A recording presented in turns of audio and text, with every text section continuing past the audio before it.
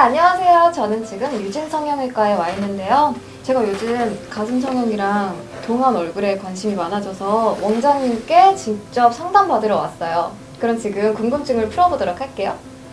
네, 안녕하세요, 원장님. 네, 안녕하세요. 네, 제가 요즘 가슴이 너무 고민이어서 수술을 할까 하고 상담받으러 왔는데 네. 궁금한 거 좀 많이 물어봐도 될까요? 그럼요. 네, 먼저 제가 적어왔어요. 보형물 종류가 어떤 게 있는지 궁금한데, 네, 어떤 게 있을까요? 보형물은 되게 많아요. 회사마다도 다 다르고요. 이제 크게 나누면은 물방울이냐, 라운드냐 해서 크게 두 가지로 나눠져요. 마이크로 텍스처? 네. 그런 게 있다고 하더라고요. 근데 그거는 다른 보형물이랑 어떤 게 다른지. 보형물의 표면에 보면 이렇게 미세하게 오돌도돌하게 돼 있거든요. 아, 이런 것들을 좀 더 가늘게 만들었다고 생각하시면 돼요. 그래서 이제 그런 것들이 감촉도 조금 더 좋아지는 효과를 가지고 오게 되고요. 결과도 조금 좋다고 하는 보고도 있기는 하지만 아직까지 검증은 되지는 않았어요.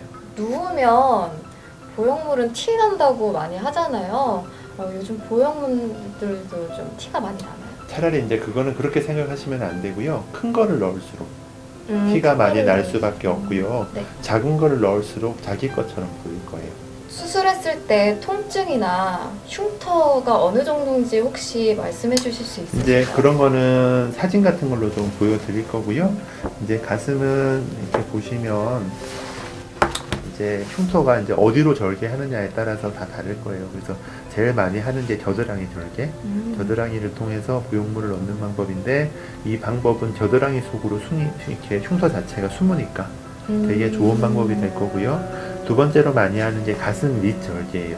네. 그래서 우리나라 사람들은 가슴 밑이 이제 보이잖아요. 상체가 원래 마른 사람들이 많기 때문에 이게 보이니까 꺼려 하시는데 이런 큰 보형물, 이렇게 295 정도 되는 보형물인데 이런 보형물이 가슴 속으로 들어왔다고 가정을 하면 이 부위가 숨겨져요. 보형물 아래쪽으로. 그러니까 가슴 아래쪽에 절개를 한다고 해서 흉터 자체가 많이 보이는 거는 아니고요. 세 번째로 많이 하는 게 유륜.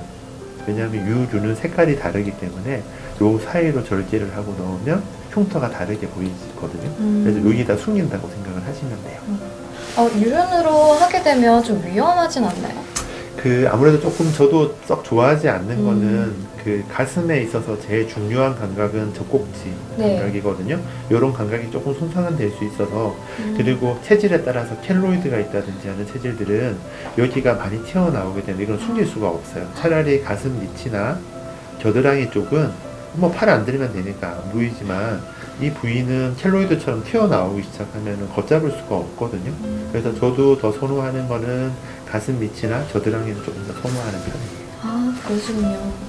혹시 보형물을 넣으면 모유 수유를 할 때 좀 안 좋거나 그러진 않을까요?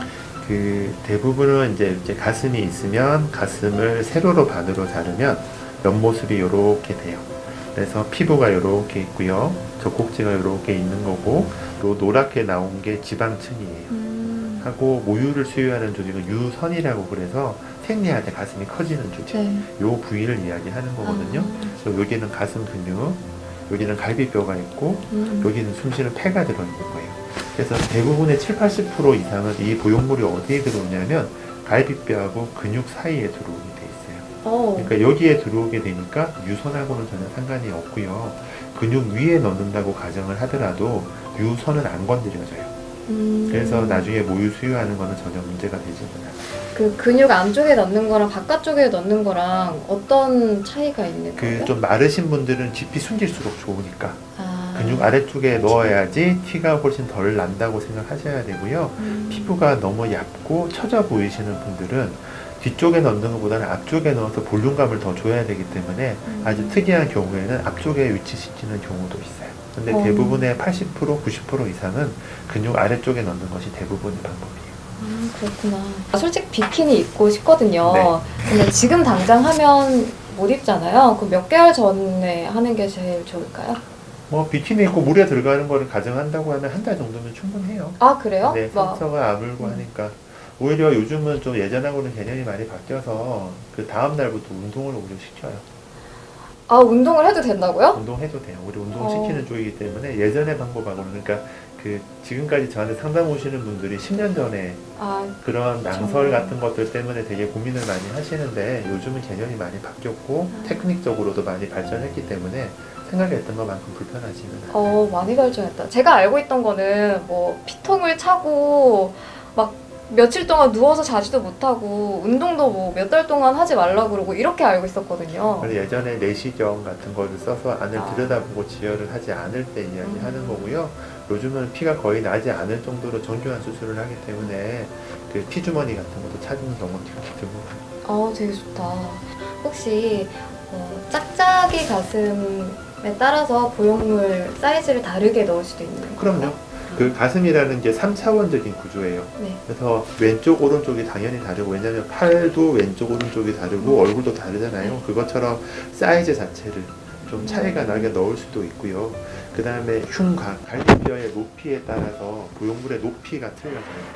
그래서 그런 것도 고려를 해서 그 높이도 만들어서 넣고 있어요. 그리고 가장 중요한 부작용에 대해서 여쭤보고 싶은데 제가 좀 알아봤는데 구형구축이랑 리플링이라는 게 있다고 들었어요. 이게 어떤 건가요? 그 구형 부축의 일종의 뭐 거부 반응이라고 생각을 하셔도 되고요. 그 일단은 이런 보형물이 내 몸에 들어오게 되면 이물질이잖아요. 이물질이라는 건 원래 우리는 몸에서 청소를 해내야 되거든요. 그래서 아주 작은 조각들은 백혈구들이 들러붙어서 없애버리는데 얘는 청소를 해낼 수가 없잖아요. 그래서 우리 몸에서는 어떤 반응을 하냐면 이 보형물 사이로 보호막을 쳐요. 그걸 캡슐이라고 해요. 피막이라고 이야기하는데 그 피막이 아주 이상 반응을 일으켜서 아주 두꺼워지면 이 보형물을 바깥쪽으로 몰아 올리거나 모양을 망가뜨려요. 그거를 구형 구축이라고 하는 거예요. 근데 어려운 거는 뭐냐면 아직까지도 이거에 대한 정확한 원인을 모르고 있어요. 왜 생기는지. 그래서 일종의 거부 반응의 일종이거나 아주 약한 감염의 일종이라고 생각을 하고 있는데 그런 게 생기면 제일 첫 번째 초이스는 보형물을 바꿔주거나 아니면 제거를 하면 돼요. 제거하면은 원래 가슴 모양대로 거의 최대한 비슷하게 될 수 있고요. 저 같은 경우에는 그 어차피 거부 반응이라고 생각을 하면 이물질이라서 그런 거잖아요. 본인 걸로 바꿔주기도 해요. 그래요? 그래서 이 보형물 큰 거를 빼내고 본인의 지방으로 어느 정도의 가슴을 만들어주기도 해요. 그럼 성형하고 나서 다음 날부터 일상생활이 하나도 안 아픈 건 거짓말일 거예요. 가슴에 대해서 이런 큰 보형물이 들어 당연히 불편은 한데 일반적인 사무직 정도는 일을 하실 수가 있고요. 아주 몸을 많이 쓰는 직업이라 하더라도 3달 정도 쉬시고 나면 웬만한 일은 다 할 수 있고 우리 주부들 집에 계신 분들도 집안일도 다 할 수 있기 때문에 뭐 아주 막 들어 누워서 일주일 그런 정도의 수술은 요즘은 아닙니다. 그러면은 가벼운 운동은 언제부터? 다음 날부터 바로 시켜요.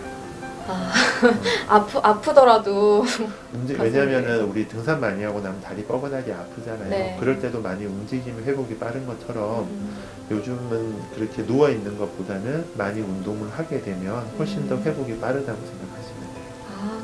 그렇구나.